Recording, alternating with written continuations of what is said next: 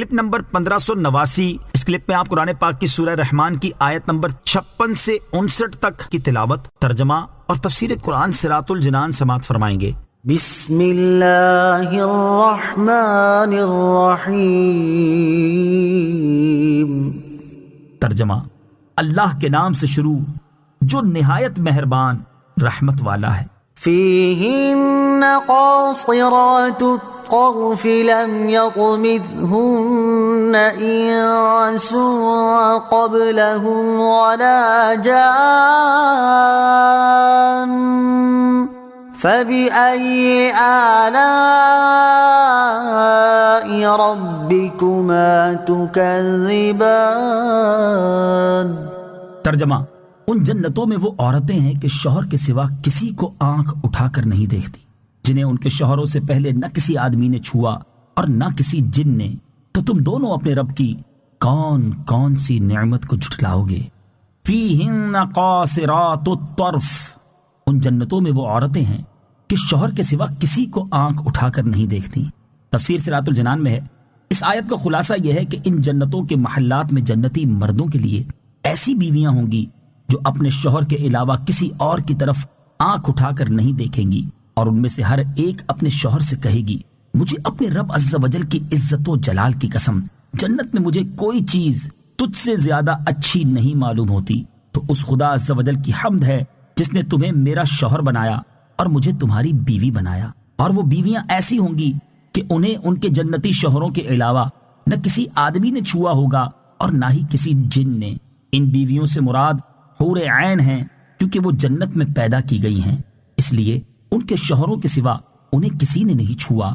بعض مفسرین نے فرمایا ان سے مراد دنیا کی عورتیں ہیں، انہیں دوبارہ کنواریاں پیدا کیا جائے گا اور اس پیدائش کے بعد انہیں ان کے شوہروں کے علاوہ کسی اور نے نہ چھوا ہوگا۔ آیت فیہن قاصرات الطرف سے حاصل ہونے والی معلومات۔ اس آیت سے چند باتیں معلوم ہوئیں۔ نمبر 1، تقوی اور شرم و حیا عورت کا بہت بڑا کمال ہے۔ نمبر 2، اجنبی عورت کا متقی پرہیزگار مرد سے بھی پردہ ہے، کیونکہ جنت میں سب متقی ہوں گے مگر ان سے بھی پردہ ہوگا۔ نمبر 3، پردہ اللہ تعالیٰ کی وہ نعمت ہے جو جنت میں بھی ہوگی۔ نمبر 4، حوریں پیدا ہو چکی ہیں اور جنت کی تمام نعمتوں کی طرح وہ بھی موجود ہیں۔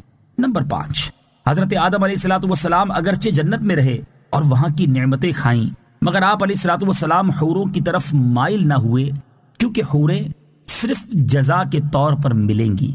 فَبِأَيِّ آلَاءِ رَبِّكُمَا تُكَذِّبَانِ، تو تم دونوں اپنے رب کی کون کون سی نعمت کو جھٹلاؤ گے۔ تفسیر صراط الجنان میں ہے، یعنی اے جن اور انسان کے گروہ، اللہ تعالیٰ نے تمہاری طبیعت کے موافق تمہارے لیے بیویاں بنائیں اور وہ تمہارے علاوہ کسی اور کی طرف نہیں دیکھتی، تو تم اللہ تعالیٰ کا انکار کس طرح کرتے ہو، اور تم دونوں اپنے رب عز و جل کی کون کون سی نعمت کو جھٹلاؤ گے۔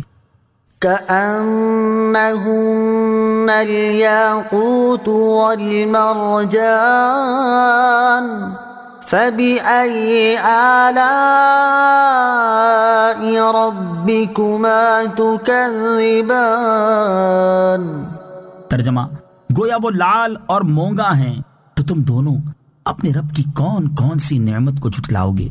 كأنهن الياقوت والمرجان، گویا وہ لال اور مونگا ہیں۔